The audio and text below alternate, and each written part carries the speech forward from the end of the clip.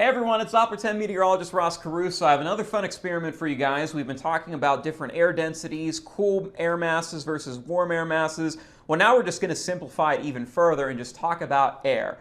And the thing with air is it's everywhere. It's a gas that we can't see, but it takes up space. It's in our lungs. It's all around us. We need air to survive. And since air takes up space, it is matter. And to demonstrate what happens to air inside a container, or to really talk about the process of air outside with our weather, we're going to conduct an easy and fun experiment.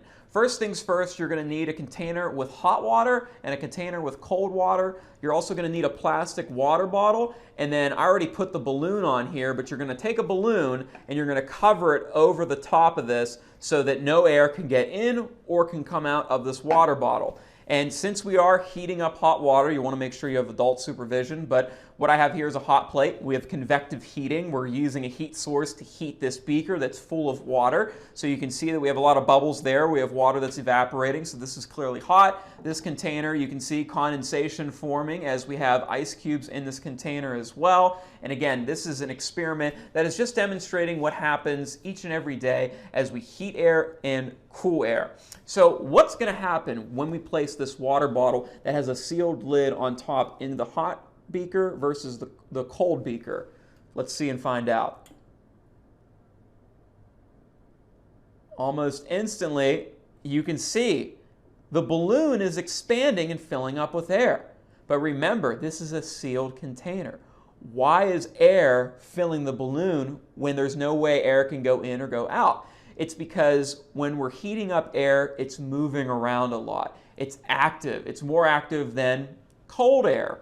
So what we have here is we have a fixed amount of air molecules inside this bottle, and they're moving around freely because they're being heated. Much like whenever we're seeing the sun heat the surface of the earth, it causes air to radiate upwards because it's warmer and it's less dense, it's more buoyant, it likes to float, and it's causing molecules to move around a lot because it's heating up. But now what happens when we take this out and put it in cold water? Almost instantly, you can see that all of the air that was in this balloon disappeared. It didn't go out of the balloon out into my living room or in the dining room, but actually it's back in the bottle. And that's because cool air is more dense. It doesn't move as much. You can think of it during the winter months.